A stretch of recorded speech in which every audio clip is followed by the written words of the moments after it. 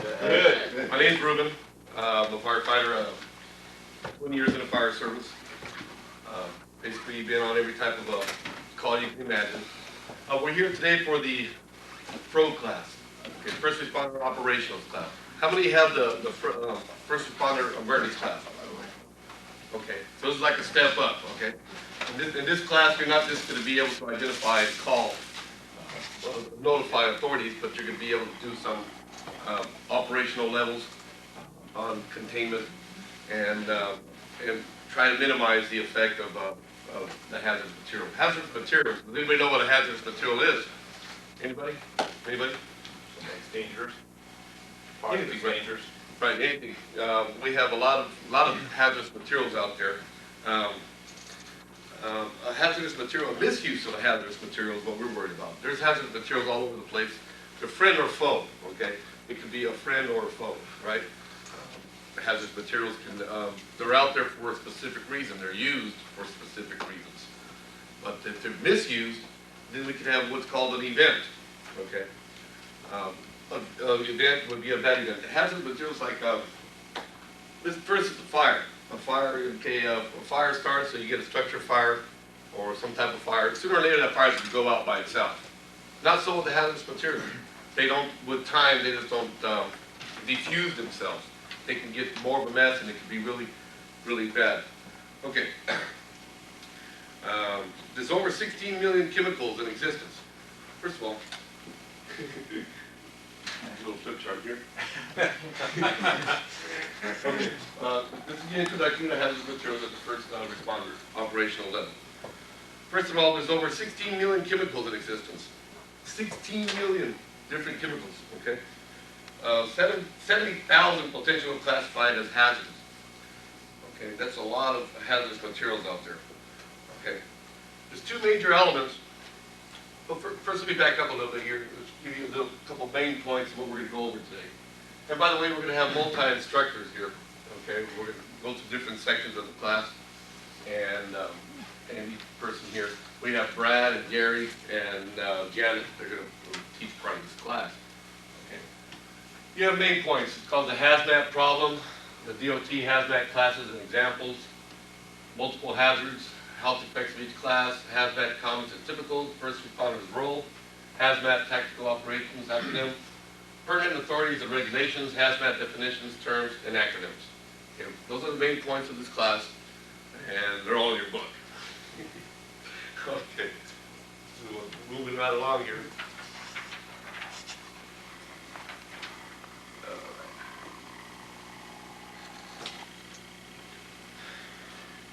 Okay, first we have the volume of hazardous materials. As I said, there's 16 million different type of chemicals out there. The human factor is what everybody's concerned about. You have your chemical plus the human factor, and boom, you have yourself a hazmat event. Okay.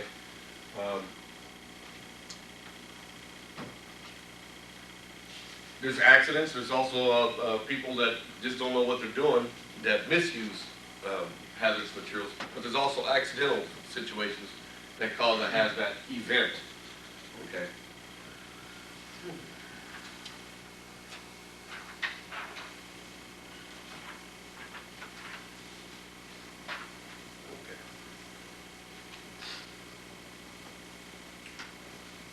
For bring that across here, an event composed of these three different primary risks: fire, health, and reactivity risks.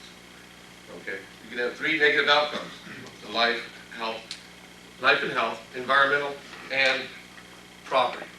Okay, not necessarily in that order, but it could happen in any order that will come in.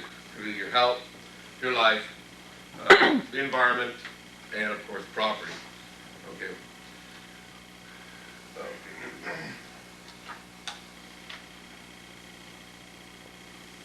Okay. But how's that problem? Government can't eliminate events, but can mitigate events, prepare for events, more effectively and efficiently respond to events. Okay.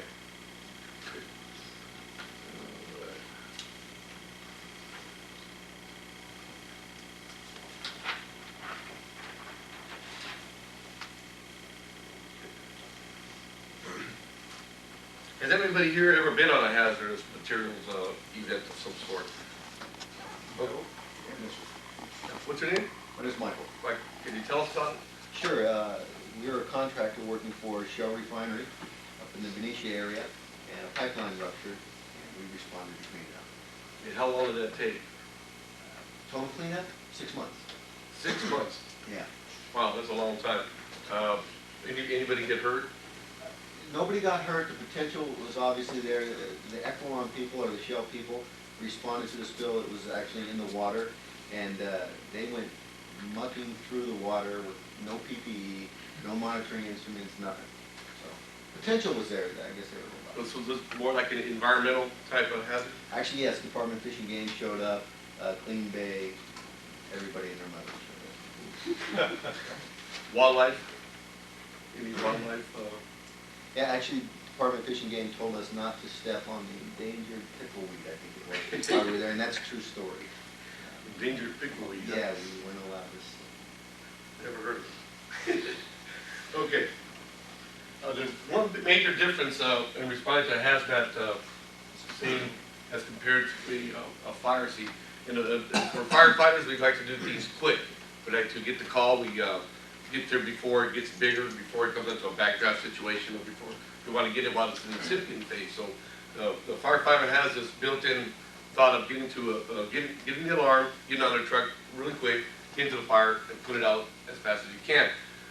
In a hazardous material situation, it's completely different. Okay, it's the same here. We must respond safely, slowly, and methodically.